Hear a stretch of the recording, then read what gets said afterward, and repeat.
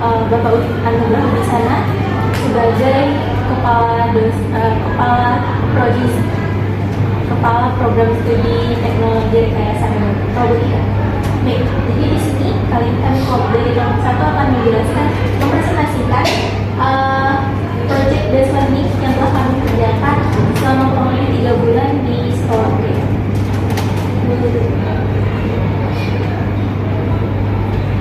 Sebelumnya, izinkan kami perkenalkan diri terlebih dahulu. Saya Anissa Nuraini Koda yang akan menjadi moderator. Saya Dimas Rahadi. Saya Nursia Zubistana. Saya Dimas Sekian Anak Putri.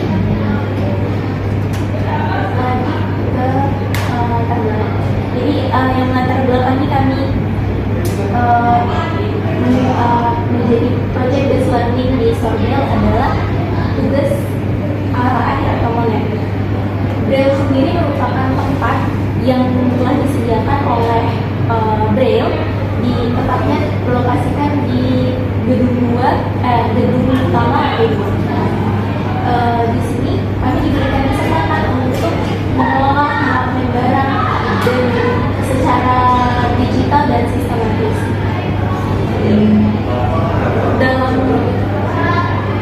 Dalam mengerjakan PBL ini, kami melakukan 2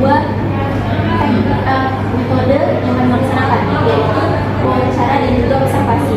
Yang pertama observasi, yaitu pastinya melakukan pengamatan langsung dengan barang yang ada di Sorbel. Yang kedua wawancara kami lakukan bersama pemimpin kami, yaitu Ibu Novi. Sebagai narasumbernya, kami tanyakan hal mengenai barang-barang yang kami tidak ketahui di Sorbel ini. Selanjutnya, di sini kami akan menjelaskan progres kami selama 10 minggu, yaitu minggu pertama dan kedua akan dijelaskan oleh Bapak. Bapak, Ibu, izin saya ingin menjelaskan apa yang dilakukan dari minggu pertama di sini. Kami mengupload HP atau barang yang habis pakai ada di rak coklat seperti di gambar. Kami menguploadnya menyesuaikan dengan yang ada di data yang sebelumnya sudah ada. Kalau apakah sudah cocok atau belum. Kemudian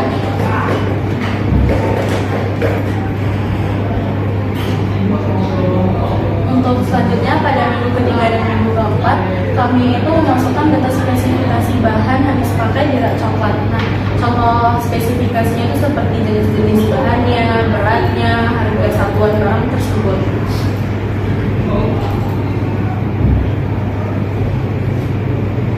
Di minggu kelima dan keenam ini kami juga melanjutkan setelah dari rak coklat, kami melanjutkan di rak komponen, yaitu rak komponen baut.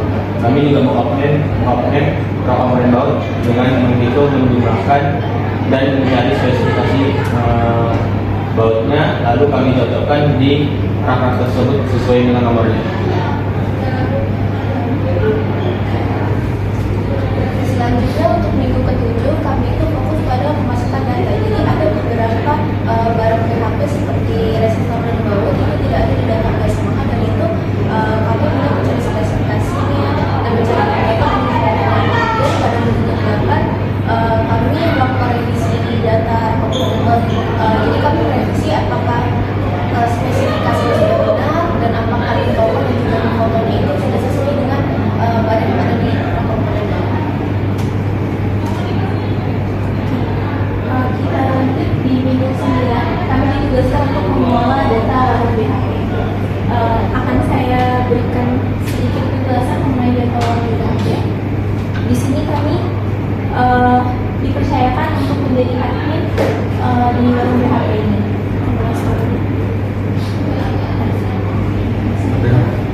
Tampilan yang kami kerjakan itu di bagian orderan. Jadi di sini kami ditugaskan untuk mengubah status dari barang yang belum diambil oleh mahasiswa Braille menjadi sudah diambil. Kemudian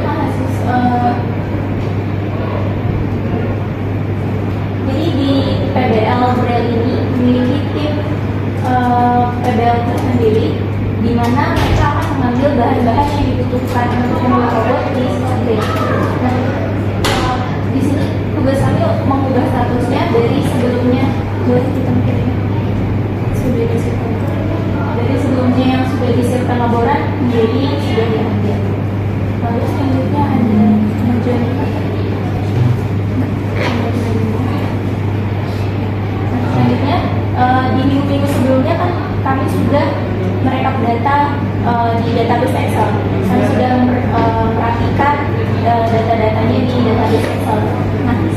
sudah dirapikan, data tadi kami masukkan ke website ini. Boleh di katalog, di bagian katalog. Jadi kami di sini memasukkan dari foto, dari gambar, dan juga data-data seperti jumlah, berat dari yang ada di stempel. Di sini merupakan data spesifikasi yang sudah kami cari sebelumnya di minggu sebelumnya. Kami masukkan ke dalam website.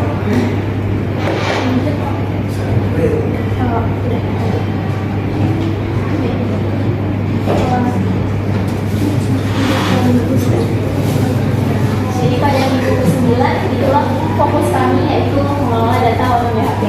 Selanjutnya di minggu ke-10, minggu terakhir kami yaitu mengatur atau memindahkan serta merapikan, sama seperti mengoperasi sebelumnya, tapi di minggu ke-10 ini loker yang baru lagi. Sebelumnya ada rak coklat, komponen baut, dan yang terakhir yaitu loker BHP itu. Loker BHP khusus ini artinya barang habis pakai yang hanya boleh diambil oleh tim PBL khusus saja. Kalau sebelumnya coklat dan rak komponen baut itu semua tim PBL boleh ngambil, tapi yang ini hanya tim PBL khusus saja yang boleh.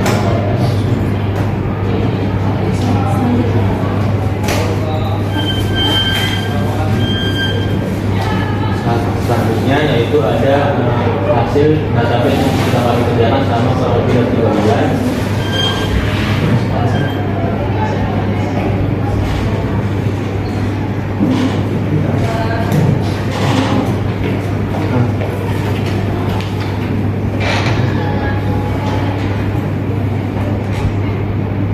Ini yang kami kerjakan selama kurang lebih dari 3 bulan.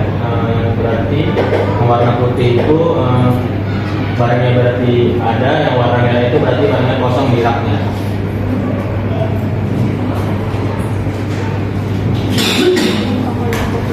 Dan juga di sini ada kategori dari link tokonya, link fotonya, terus harganya, dan beratnya juga ada juga.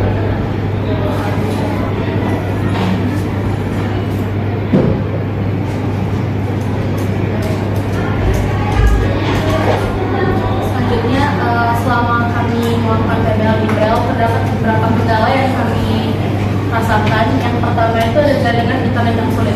Sebelumnya di Braille memang sudah ada wifi tersendiri, tapi kalau misalnya sudah memasuki jam PBL, wifi tersebut jadi lumayan susah digunakan dikarenakan ramainya para mahasiswa. Selanjutnya yaitu mencari data PHP. Mencari data PHP ini itu kami itu lumayan susah untuk mencari spesifikasi bahan yang sangat sesuai dengan bahan-bahan yang ada di Braille. Selanjutnya itu kurangnya pengetahuan kami dalam mengenali barang. Nah, ini tuh sama halnya kayak mencari data BHP, kami itu kurang mengetahui bahan-bahannya di sana. Selanjutnya itu ada link foto dan link bapak yang bermasalah. Nah, di saat kami mengecek kembali link toko dan link fotonya, terdapat link-link yang nggak bisa dibuka atau linknya kadaluarsa atau kayak akses denied, yang dimana link tersebut tidak bisa dibuka secara kayak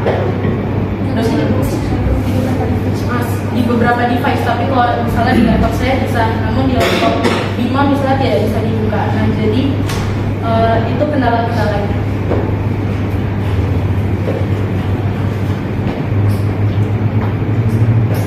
Nah, kemudian ada solusi yang kami cari tentunya. Yang pertama itu memang harus seperti tadi. Walaupun memang cukup banyak, tapi selama ini tidak ada masalah selain tadi. Nah, kemudian ada yang kedua, kami bertanya kepada pemilik untuk mengetahui apakah barang itu seperti apa atau untuk yang dalam. Nah, yang kemudian ada kami mencari tahu menggunakan scan Google. Nah, barang itu kami scan, lalu kami akan menemukan di Google, nanti akan keluar barang-barang itu barang yang kami cari. Nah, yang terakhir kami menggunakan Pinterest sebagai tempat untuk link foto. Nah, tadi itu kan fotonya nggak bisa dibuka. Nah, itu tuh nggak bisa dibuka itu dari Tokopedia. Jadi kalau misalnya link dari Tokopedia tidak bisa, Jadi kami cari solusi dengan memfoto barang yang ada di store, kemudian dimasukkan ke Pinterest melalui akun pribadi.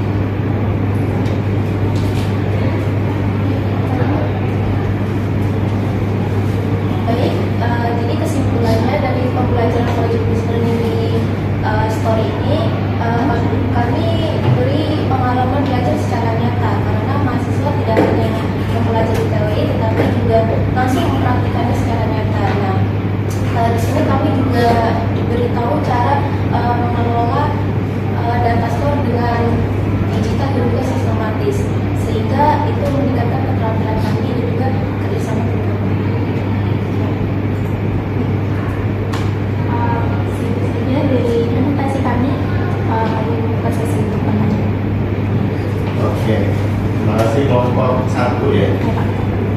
Nah, secara umum presentasinya sudah lebih baik. Sudah ada apa ya, interaksi secara gestur ya. Nah, kalau sebelumnya interaksinya lewat handphone saja kan, dengan catatan terus meningkat jadi dengan pakai catatan kan.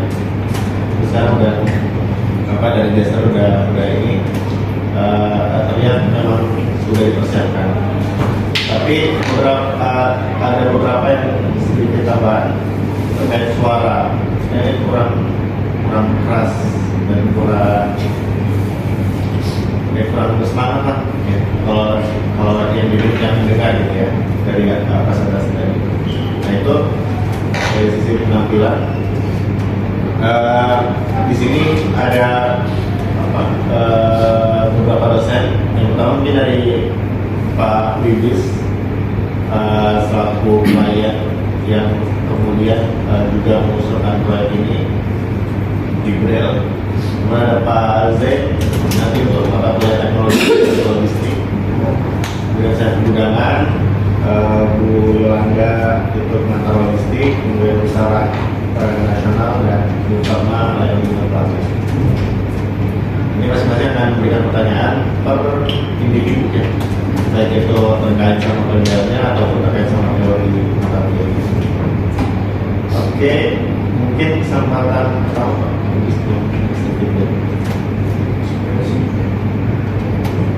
Terima kasih Pak Eri. Sebenarnya sebelumnya tim sudah presentasi di akhir masa pelaksanaan webinar. Mungkin dari saya sih lebih ke feedback secara overall. Terima kasih sudah menjalankan webinar yang baik. Yang mau dari Braille dan Novi sangat terbantu ya. Pertama kan kita tahu ya tidak banyak yang di hari perkuliahan ada yang stay di sekolah bahasa kami. Padahal aktivitas di situ tuh mahasiswa kadang masuk ambil segala macam. Catatan tadi udah kami telah juga untuk kejadian ke depan. Semoga kalian di sana dapat sesuatu yang dapat diambil dari semua itu. Terima kasih. Terima kasih Pak Luis. Oke, kita lanjut ke beberapa pertanyaan. Tapi mungkin sebelum itu saya mungkin mau artinya berarti mereka ini kurang lebih ada dua aktivitas utama ya. Maksudnya aktivitas project untuk memanage store-nya dan juga aktivitas operasional sehari-hari. Jadi kurang lebih aktivitas mereka di sana pada awalnya ketika mereka masuk, mereka belum terbiasa dengan variasi barang yang ada di jurusan elektro.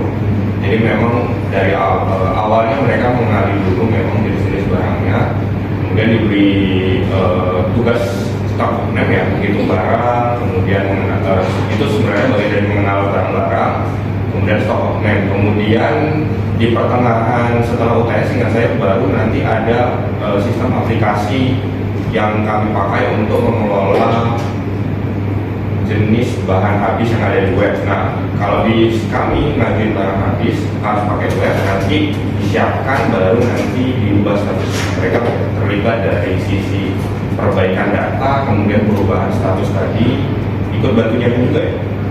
Nyiapin barang iya. Ya ikut nyiapin barangnya juga seperti itu. Jadi memang aktivitasnya ada aktivitas yang di sistem, ada juga aktivitas yang berupa fisik tadi. tanpa membereskan stok oknum terlebih. Oke. Mungkin saya mulai dari mata pelajaran penggunaan dulu ya. Saya mau nanya terkait sama apa yang kalian kerjakan di Beliau, terutama ke Bimantara. Jadi saya juga ada aktivitas pokoknya untuk pokoknya. Nah itu tujuan aktivitasnya atau tujuan aktivitasnya atau secara umum operasional yang saya lakukan terkait itu apa yang kami selama di store tujuan stock option itu sebelumnya itu di data tuh tidak benar Pak jumlah yang di data. Jadi kami menghitung semua perak, lalu kami sesuaikan yang sama di rak, masukin ke data, kami ubah data yang lama. Jadi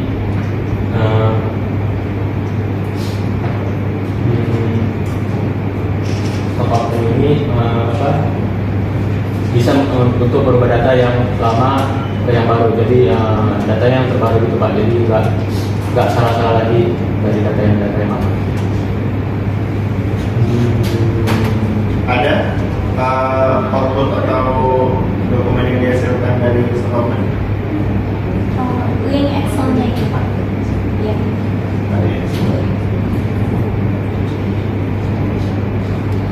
Jadi setiap kami sudah selesai opening, kami masukkan data-datanya ke dalam database.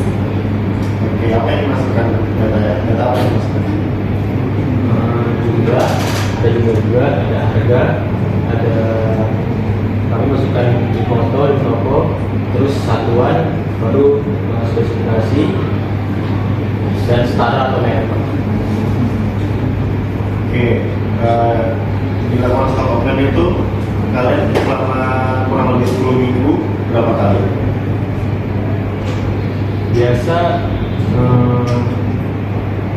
kalau misalnya kayak minggu pertama dan minggu kedua nih Pak, kami mengopten rak coklat, lalu jika udah siap rak coklat, lalu berarti itu sekitar 1 minggu kalau nggak salah rak coklat, kami 1 minggu menyelesaikannya, baru minggu 2-nya itu kami memasukkan ke database-nya. Lalu kalau rak komponen lumayan lama karena jumlahnya yang sangat banyak, lalu mencarinya juga sangat ribet karena jenis yang berbeda-beda Pak. Jadi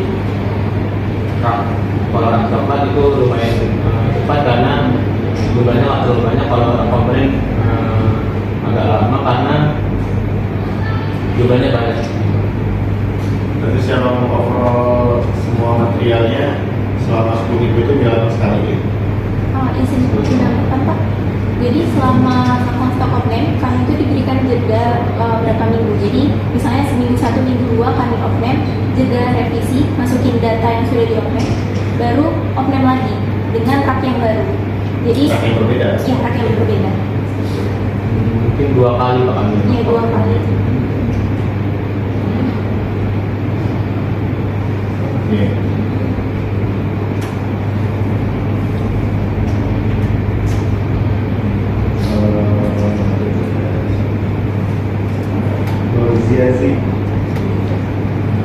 Berarti tadi bisa mengklaimkan lagi nggak? Jadi stock option itu fungsinya apa? Untuk mengubah data Pak. Jadi sebelumnya di data sebelumnya yang di Bu Novi itu tuh kan masih beraturan. Ada yang dia jumlahnya cuma 1, ada yang 2, tapi pas kami cek ulang, kami hitung ulang, ternyata bahannya kosong gitu. Jadi sebenarnya itu kami mengubah datanya jadi lebih baru, jadi nggak keliru Pak. Jadi kalau misalnya ada mahasiswa datang mau ngambil barang, jadinya kan lebih gampang. Oh bahannya habis, jadi mereka nggak jadi ngambil barang Pak. Karena kadang kalau kayak gitu mereka jadi nunggu lama, kami harus ngecekin, mereka cekin satu-satu, itu kan jadi lama Pak. Nah jadi tujuannya itu untuk mempermudah mencari bahan juga dan mengelola datanya, mana bahan yang kosong, mana yang kosong, jadi bisa diperbarui lagi Pak. Oke, itu kan secara teknis yang kalian kerjakan di Del ya. Tapi kalau secara umum, secara yang program atau tujuan program,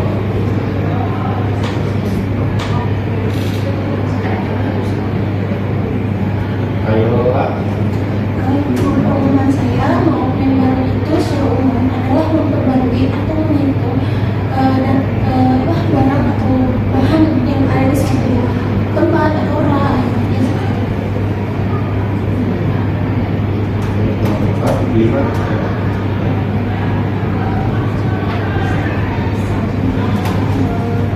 Secara umum itu ketika kita sudah mengoperasi barang,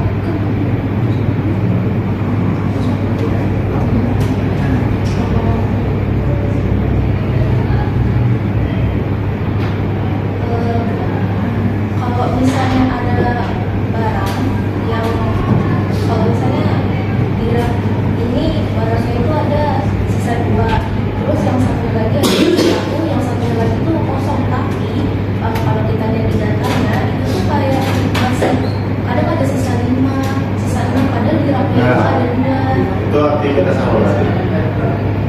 Memang memperbaiki data, menghitung aktivitas mengingatkan data.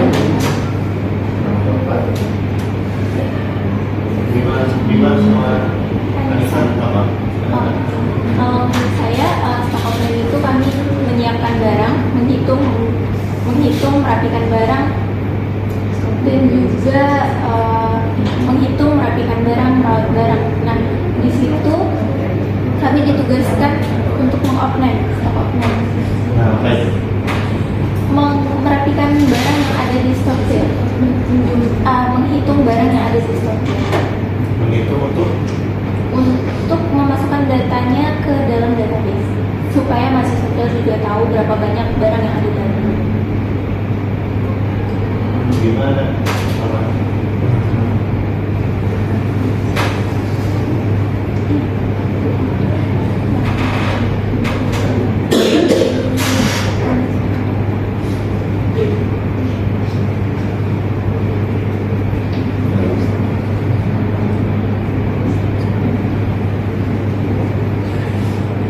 Mungkin seperti itu udah cukup ya. Nah, kalau ini apa namanya operasional fisik, proses operasional atau aktivitas operasional fisik di buku itu apa aja aktivitas operasional? Bisa juga kayak mengambil barang Pak, terus memindahkan barang, terus juga memasukkan barang ke tempatnya. Apa itu istilahnya? Anda kan juga belajar Ada picking, dari awal. storage, receiving, put away, lalu picking, packing, picking,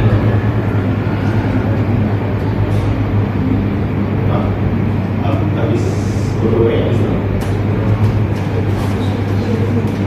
storage, terus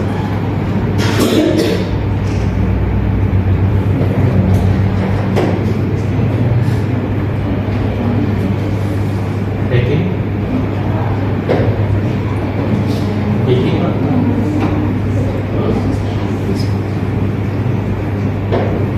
dispatching, dispatch itu bisa di breakdown lagi, bisa dipecah lagi jadi aktivitas apa?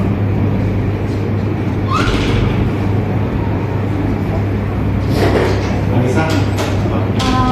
Fokus kami di dalam store itu yang pertama pasti resepi tadi, menerima barang masuk, terus put away, meletakkan barang yang masuk tadi, menyusunnya, perhatikannya, lalu ada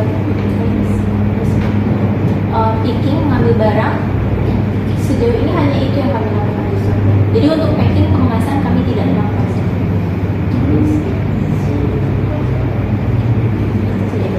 Oke. Berikut Jadi Mas, kalau misalnya kita spesifik barang, nah itu apa aja detail yang perlu jadi proses aktivitas spesifik? Atau ngapain aja deh kita di pas waktu aktivitas menerima barang? Saat kita menerima barang itu kami langsung pertama kali mencari spesifikasi barangnya, kemudian kami pisahkan barangnya, misalnya ini ukurannya 5 kali 2, ukurannya 20 kali 5. Jadi kami pisahkan dulu, baru nanti kami mencari rak yang kosong, lalu kami di rak tersebut.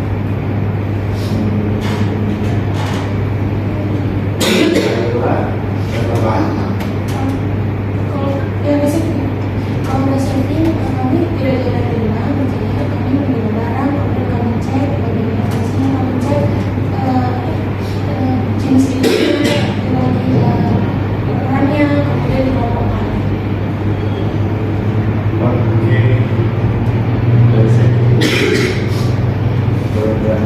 Mungkin dari saya kepada kelompok 1 di sini, kalau saya lihat tadi dari presentasi kalian di minggu ke-8 kalian diarahin untuk menjadi admin warung BHP ya. Oke, untuk sistematika ketika kalian menjadi admin itu seperti apa? Kan kalian awalnya kalian input kan ke dalam sistemnya, kemudian kalian bakal cross check. Nah, maksudnya di hari-hari itu ngapain aja? Apakah ada yang ambil terus kalian cek lagi di hari itu atau gimana?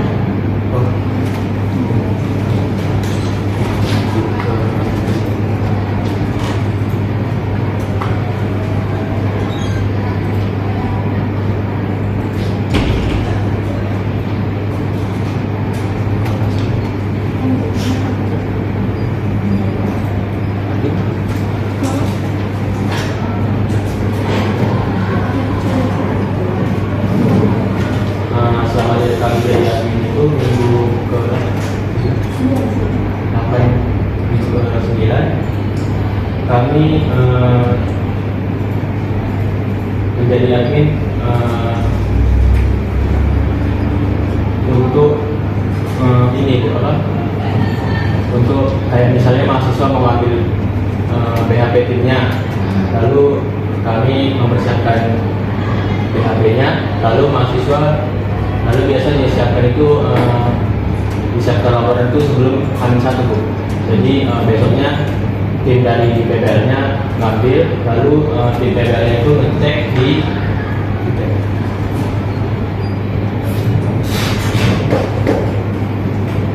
detail, menyesuaikan barang yang diambil sesuai dengan spesifikasinya Bu. Jadi kalau misalnya sudah sesuai spesifikasinya, barang itu boleh diambil. Lalu setelah barang diambil, kami mengubah status sudah diambil, dan catatannya yang di bawah itu catatannya ada nama, name, tanggal berapa, dan kelompok PBL berapa. Oh, oke. Berarti prosesnya mereka mengajukan dulu, terus kalian cek berkala di websitenya, terus disiapin, baru besoknya mereka bisa ambil. Kami satu lah sebelum mereka ambil itu. Oke, berarti setelah mereka ini kan berarti berkurang tuh input data kalian di tempat-tempat kotak-kotak coklat dan kotak-kotak khususnya itu. Apakah kalian setiap hari kalian cross check lagi untuk cek stoknya, atau ya udah berkala ketika 1 minggu? Untuk itu kami lakukan berkala ya. Jadi nggak setiap mereka ambil terus cek, karena sudah sistemnya akan berkurang. Jadi sebelumnya di store Braille itu menggunakan manual. Saat mengambil barang itu catat di borang, ngambil, nanti pas kembalikan lagi mereka catat lagi dan scan. Nah, kalau itu baru harus dicek tiap hari untuk kurang barang. Kalau menggunakan website ini sudah sangat efektif, jadi barangnya berkurang, untuk pengecekannya hanya barang. Oke. Tapi kalau misalnya ini BHP semua ada atau ada barang yang bisa dikembalikan? Tidak BHP saja, ada barang yang bisa dibeli. Oke, kemudian untuk di mata kuliah saya, di sini untuk alat pembayaran internasional kita yang kalian tuliskan di sini ada 3, valuta asing, LC dan piring. Boleh untuk Bima jelasin untuk yang valuta asing itu apa? Jadi pembayaran valuta asing itu adalah pembayaran internasional. Jadi valuta asing itu mentransfer dari misalnya dari Indonesia ke Amerika menggunakan valuta asing. Jadi kayak valuta asing ini gunanya untuk membayarkan transfer internasional. Oke, mungkin ada yang mau ditambahin dari sebenarnya Vanessa. Menurut saya valuta asing itu merupakan mata uang asing yang digunakan oleh suatu negara. Jadi setiap negara memiliki mata uang yang berbeda-beda dan dinamakan valuta asing. Oke, kemudian sebenarnya ada Nurziazi ya. Nurziazi, kalau untuk LC itu apa? Letter of credit. Ya, jadi itu tuh adalah itu biasanya digunakan untuk perdagangan internasional Bu, antar negara. Jadi letter of credit itu biasanya bank, jadi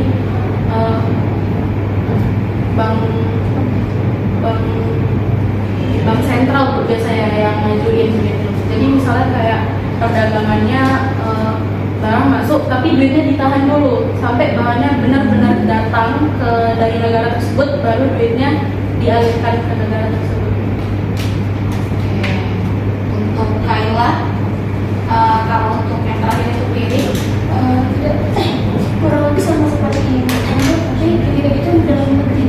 Nah, jadi clearing itu adalah seperti pihak ketiga di mana ada misalkan ada perusahaan yang ingin melakukan jual beli, jadi duitnya itu ditahan di clearing, kemudian apabila barang sudah didapatkan, duit itu dikirimkan ke perusahaan yang bersangkutan.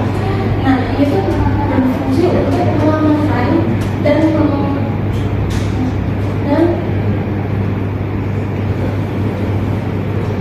mengamankan dan dia transaksi itu berjalan semestinya.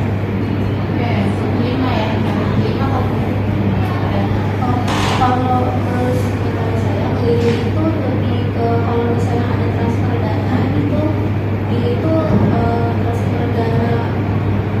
transfer dana dari bank itu lebih cepat dan lebih aman. Kenapa?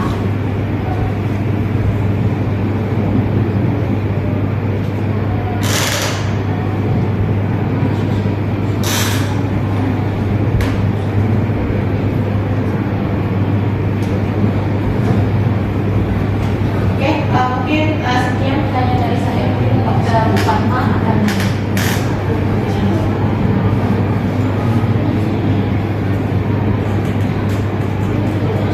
Oke, kalau dari sisi saya nanya terkait riwayat pelanggan ya.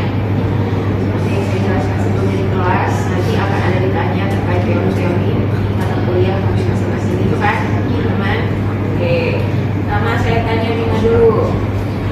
Nah, Bima, ini kalian kan sudah melakukan pengecekan stok opnam, merapikan database di perusahaan ini, real gitu ya. Nah, apa sih tujuannya ini kalau dikaitkan dengan layanan hubungan pelanggan? Kalau dikaitkan orientasinya untuk pelanggan, pelanggan ini siapa yang menggunakan data ini? Mahasiswa. Nah, apa tujuannya? Tujuannya supaya untuk memudahkan mahasiswa mengecek barang dan untuk misalnya mau mengajuin BHP atau mengambil barang, jadi mempermudah mahasiswa untuk mengambil barang dari stok itu. Oke. Anissa, nah kalau di CRM itu ada namanya, kalau di sini kan kalian bikin stok 6 database sekarang kan? Nah, kalau di CRM itu ada namanya database pelanggan. Nah, apa sih fungsi database pelanggan yang bilang CRM?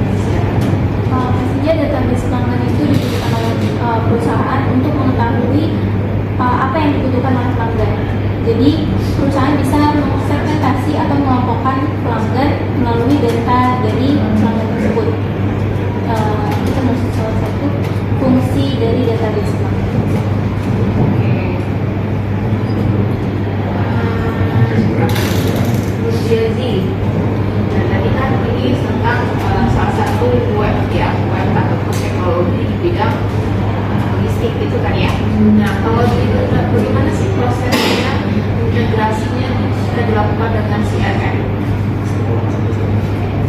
Integrasi teknologi logistik dengan CRM, teorinya seperti apa?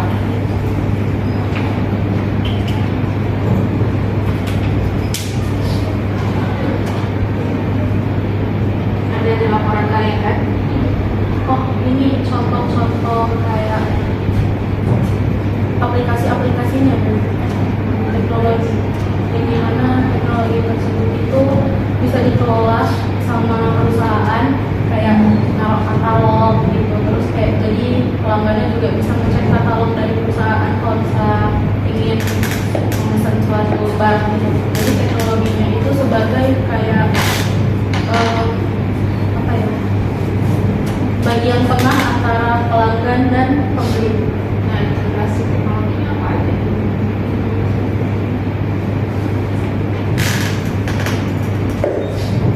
Ada kan saya jelasin juga Mas.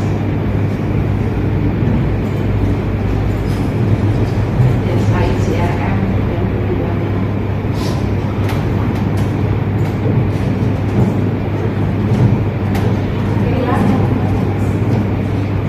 Saya jelasin.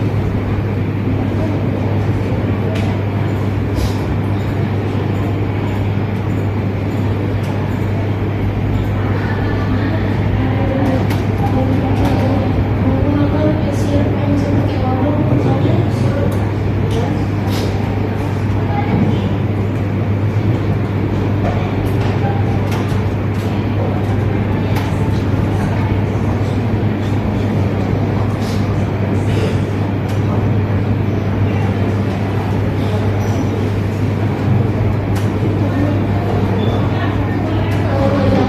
Kayak seperti warehouse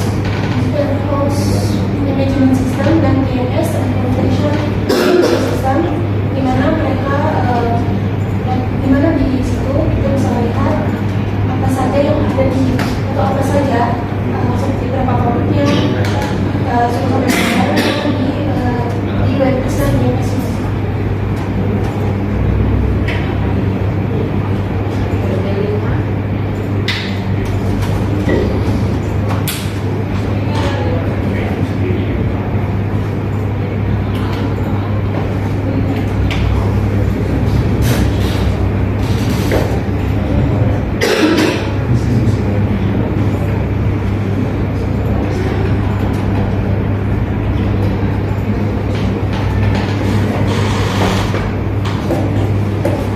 Kenapa? Ini kan kalian tadi untuk pelanggannya mahasiswa gitu kan ya. Nah, kenapa sih orientasi kepuasan pelanggan itu penting dalam layanan itu? Itu supaya agar pelanggan merasa nyaman di perusahaan kita dengan adanya memberikan jangka panjang kepada pelanggan agar pelanggan tersebut suka dengan perusahaan kita dan akan tetap membeli apa yang di perusahaan kita.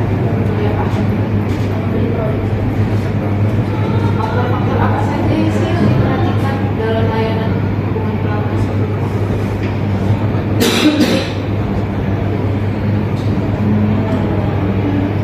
Itu ada biaya, faktor biaya, faktor harga.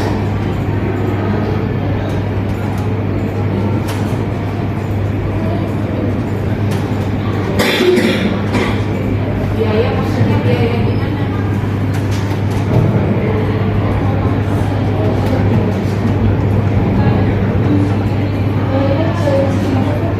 Kalau biaya itu dengan hubungan yang sama, tapi dengan harga yang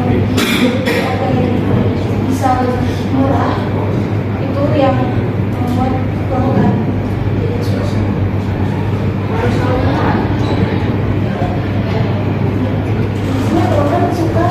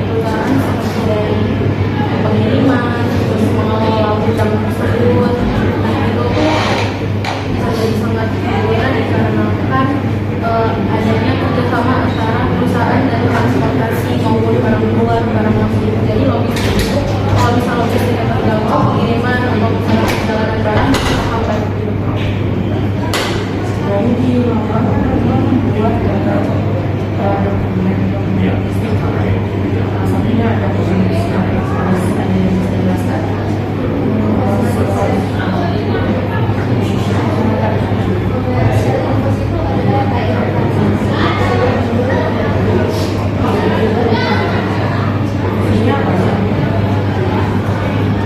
Di sini itu ada barang yang dibeli, kemudian ada jumlah barang, kemudian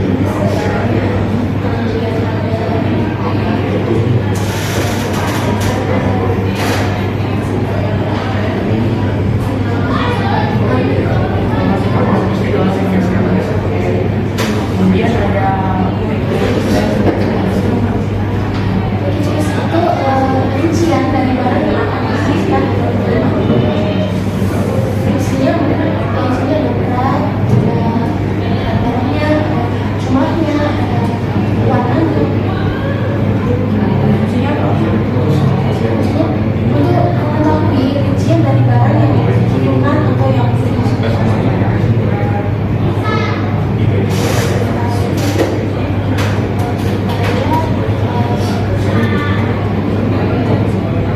packing itu kemasan tersebut, jadi apa yang dalam kemasan itu sesuai dengan orderan yang masuk.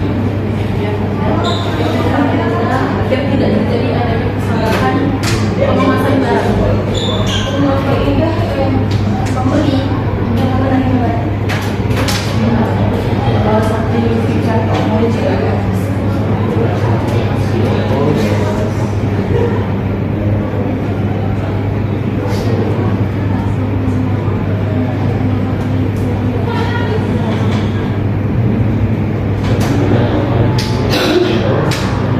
Itu adalah bukti dokumen barang itu dari negara mana asalnya. Jadi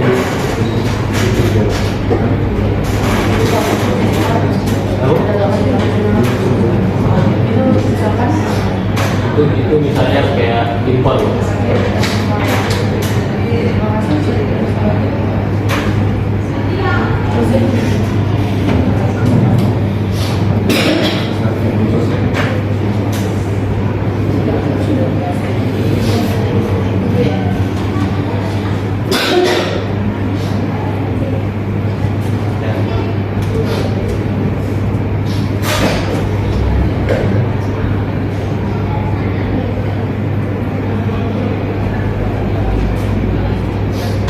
Sudah ini.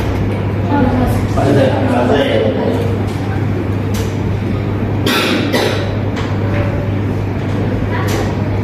Oke, mungkin sambil nunggu Pak Zai, ini bisa kalian jelaskan satu perannya dalam pengerjaan dalam ini masing-masing apa?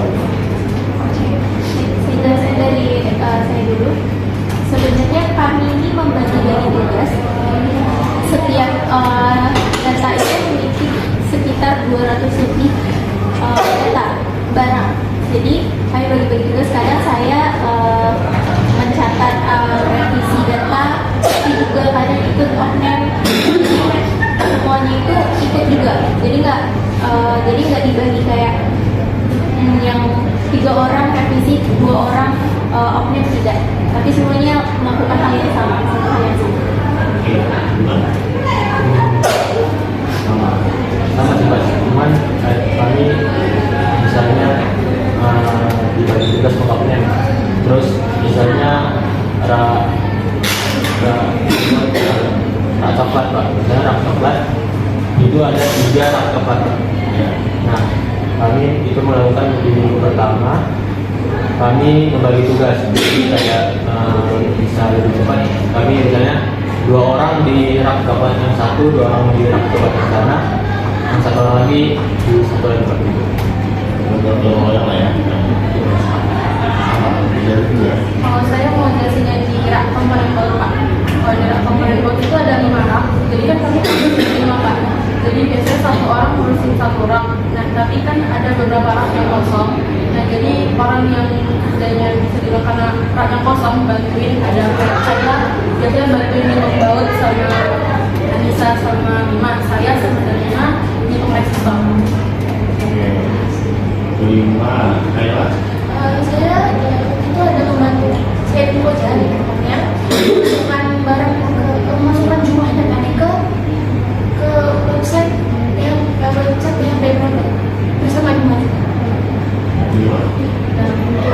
Saya terminal waktu itu membuat label nama di beberapa part itu kami menggunakan stiker, ada beberapa stiker dan juga ada beberapa kertas stiker. Nah itu saya kita dan juga Bima yang lomba itu untuk lomba itu saya dan juga kita dan juga Kayla ada juga Izin tambahan Pak, khusus untuk admin HE itu karena hanya bisa satu orang, jadi yang memegang itu biasanya saya. Jadi peran saya juga termasuk itu.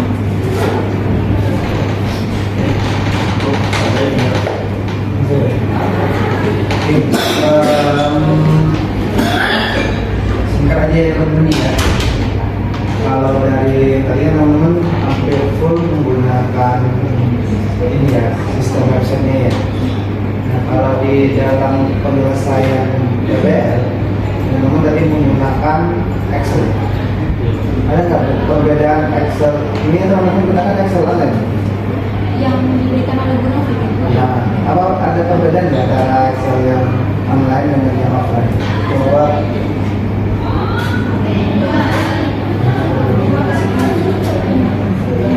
lebih mantap. Coba Bima, gimana Bima? Apa sih perbedaannya?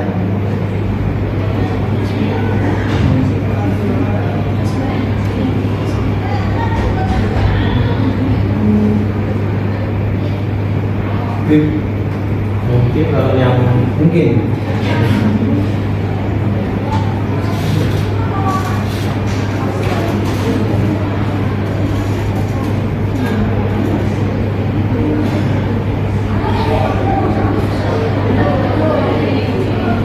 Ada.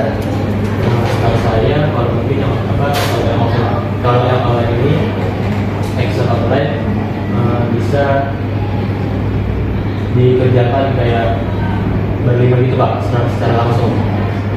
Jadi nggak kayak Word. Jadi kalau Word kan cuma satu orang Pak.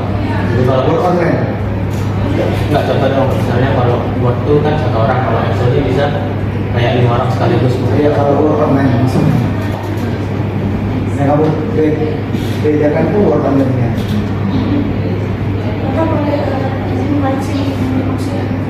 Jadi maksudnya mungkin ini Excel yang offline itu nggak bisa dikerjakan bersama-sama secara tidak bisa dikerjakan bersama-sama. Harus satu laptop untuk di-share datanya. Tapi kalau Excel online ini bisa dikerjakan bersama-sama dari device masing-masing.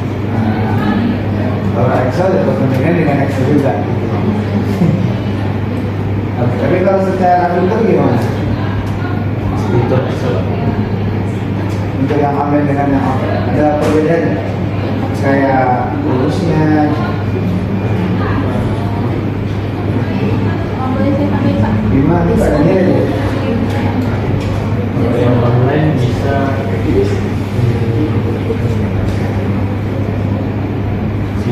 kalau online ini bisa menambahkan kayak info foto itu Pak. Oke, kalau yang offline nggak bisa. Yakin. Coba Anissa. Jadi perbedaannya itu tidak jauh beda, hanya dibedakan dari ini. Ada undo di sini Pak. Nah, setiap kami mengerjakan semuanya secara bersamaan itu tidak bisa diundo.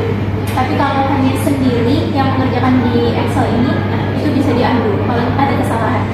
Kalau offline. Kalau online, Kalau sendiri. iya kalau sendiri Ulang rame nggak bisa. nggak bisa Pak. Kalau rame takut Apa yang membedakan dia rame-rame dengan sendiri?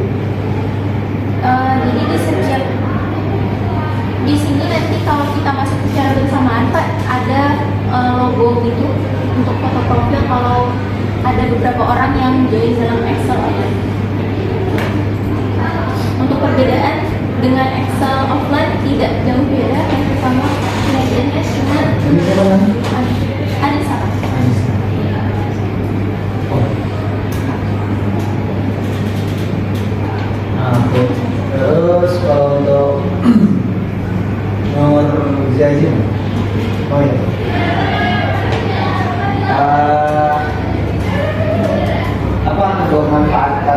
di Microsoft Office dalam penulisan Word. Dan penyelesaian perjalanan mempermudah mengerjakan soft copy. Jadi datanya itu nggak pakai kertas lagi, dan jadi lebih mudah untuk diubah daripada kalau di kertas kan pemirsa hard copy kan. Jadi sangat dipermudah dengan soft copy maupun apalagi yang offline. Jadi diubahnya jadi lebih gampang, nggak perlu pakai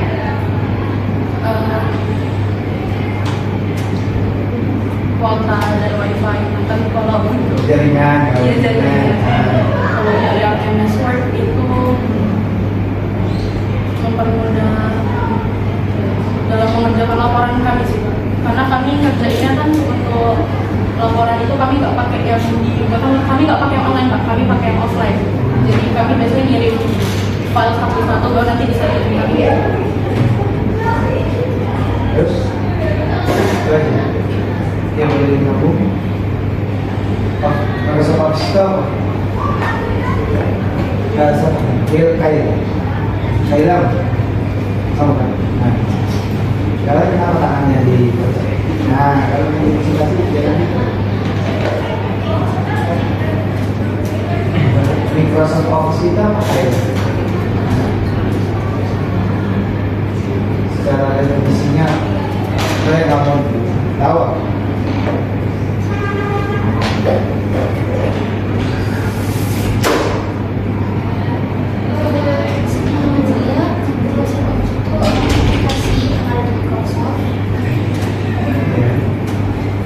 Iya, oke.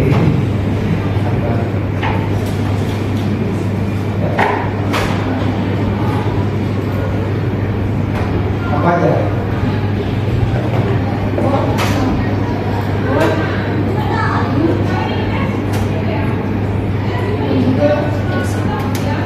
Bisa.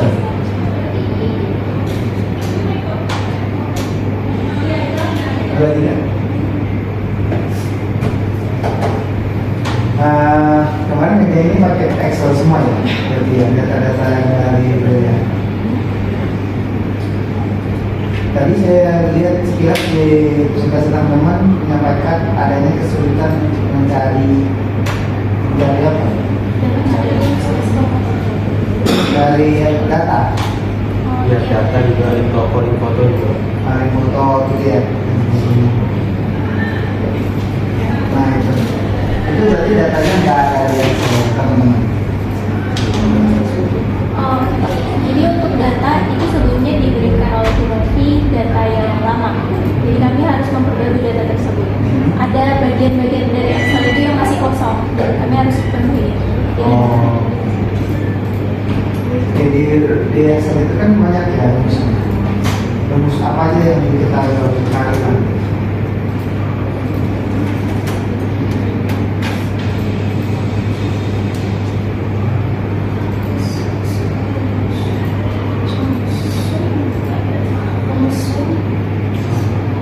Rumus berapa? Terus apa lagi rumus?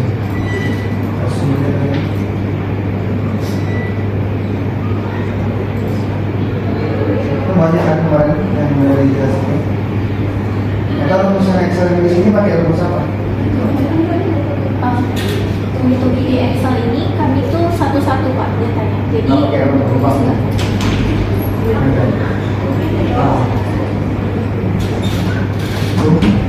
Semuanya. Kalau ada 5 ada rumus apa aja di Excel? Avenger. Hah? Avenger. Data Iron Man. If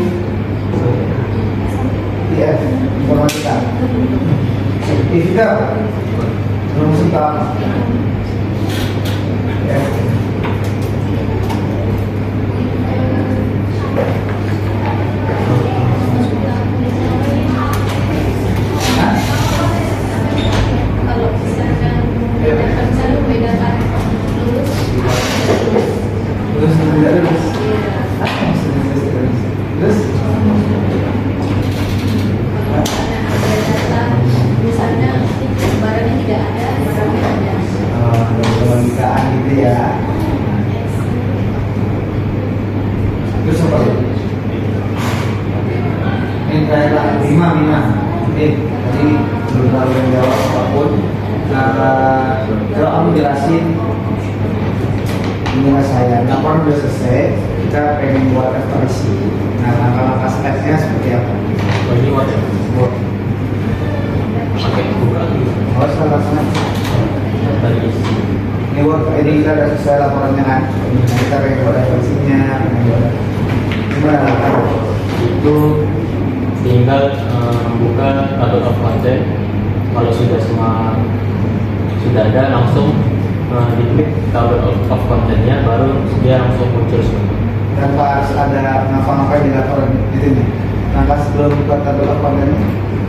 Biasa kalau untuk daftar isi menggunakan ini dulu, kayak per bab dan per subbabnya dulu. Menggunakan di satu kalau untuk babnya. Kalau untuk subbabnya itu kayak di 2, di 3, di 4 gitu. Oke. Ya. Ini dari Sudah. Oke, semuanya udah kasih pertanyaan.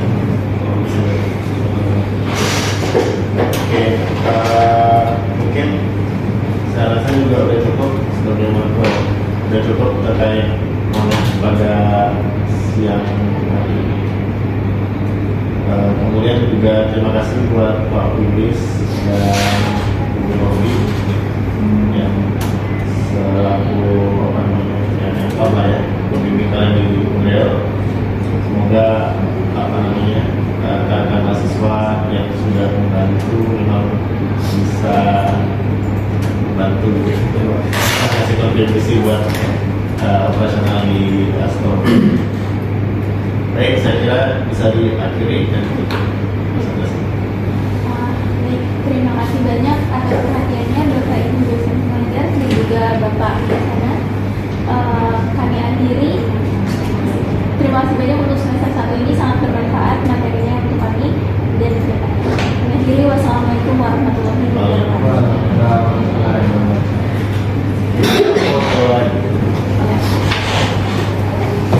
ini belakangnya ada gambar braille.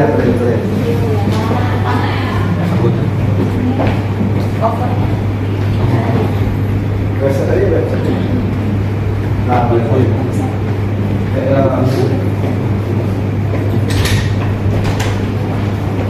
Boleh minta tolong foto?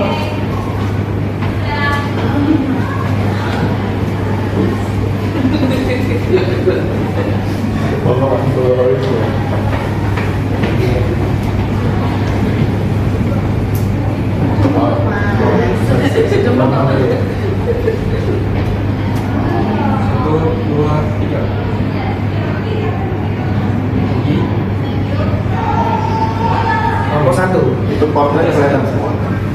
2, 3.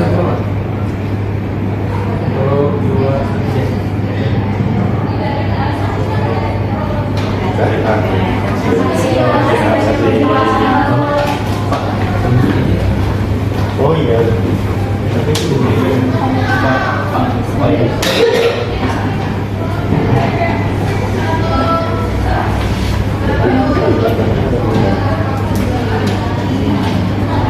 Oh ini ada yang berita acara Pak. Wih, mau minta tangan penuh berarti?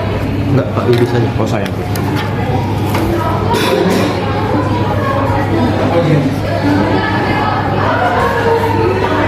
Oh, harusnya tadi sebelum foto. Sip. Oke. Terima kasih Pak. Saya izin kembali ke rumah Pak. Sorry ya Pak, yang masih mengganggu waktu ya.